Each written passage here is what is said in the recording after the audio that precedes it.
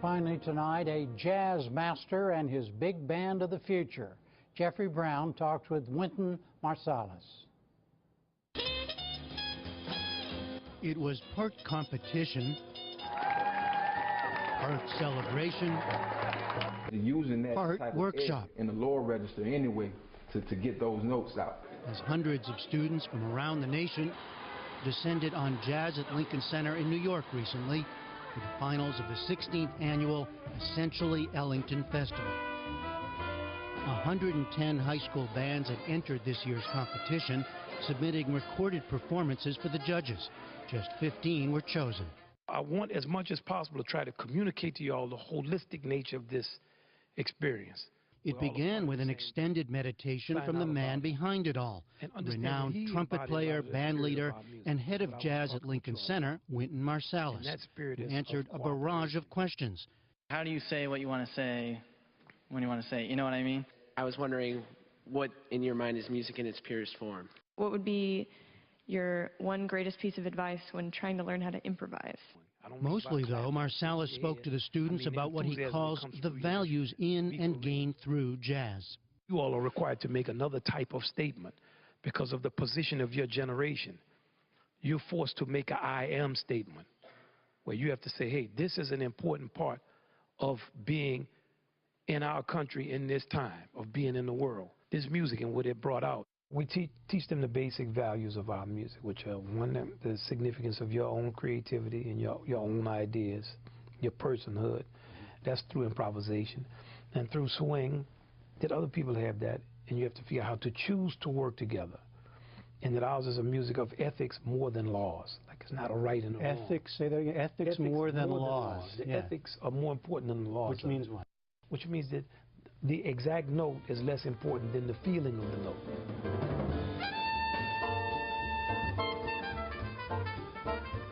Marsalis, who turns 50 in October, has been in the public eye and a man on a mission for decades. He was born into a musical New Orleans family. From early on, he played with older brother Branford, and they and their siblings learned from their father Ellis, a pianist and educator. Young Wynton played in a church band and performed funk for fun and money.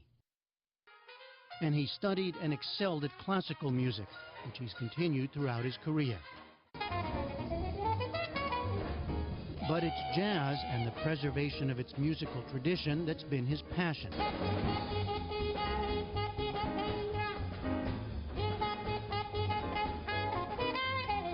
He started his own band in 1981 and later became founding artistic director of jazz at Lincoln Center.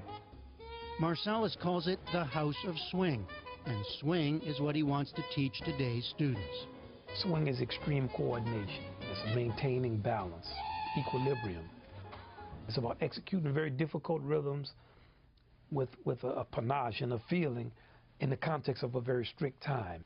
So everything about the swing is about some guideline and some grid and the elegant way that you negotiate your way through that grid. Among the bands competing this year, East St. Louis High, making a first ever appearance after a 23-hour drive to New York. And that gave alto sax player Carlos Brown Jr. a chance to work with professional musicians from the Jazz at Lincoln Center Orchestra. And to show his chops in a jam session, while Delano Redmond, director of the East St. Louis Band, looked on proudly.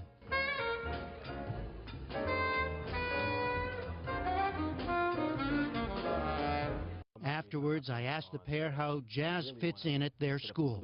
Sports is very popular in our school, so it's like you have to go about it like it's sports. Like this is your thing. You want to do it. Mm-hmm. And the music. Right. Yeah. And if you go about it, you know, like saying, okay, this is my thing. I really want to do this. I put my blood, sweat, and tears in this.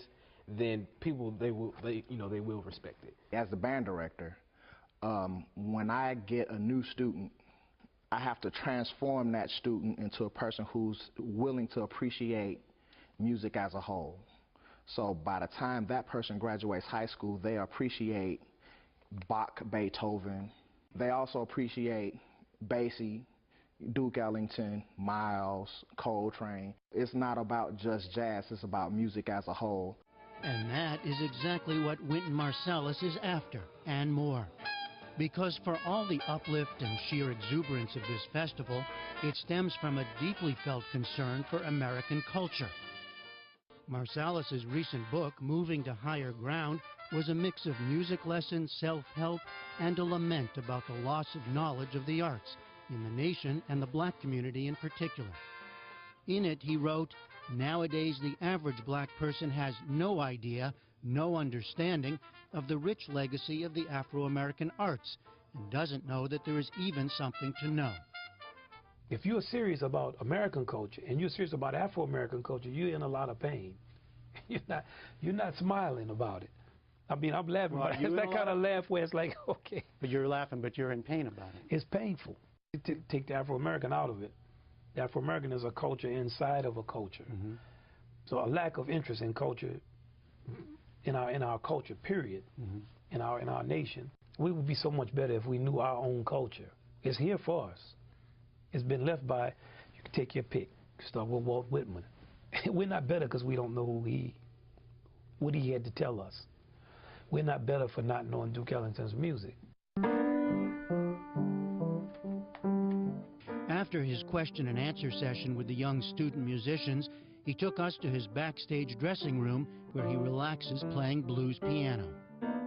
One of the most moving questions out there was that young man who said, "I listen to myself after my solo, and that's not what I'm trying to say."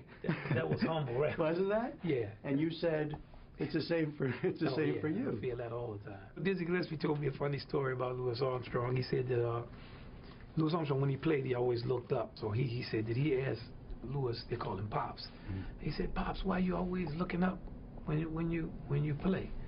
He said, "What are you looking for?" He said, "I don't know what I'm looking for, but I always find it." The key for the nation, Marsalis says, is education. And for these students, keep looking and keep playing. And that's just what the competition's ultimate winner, Fort Lauderdale's Dillard Center for the Arts, did.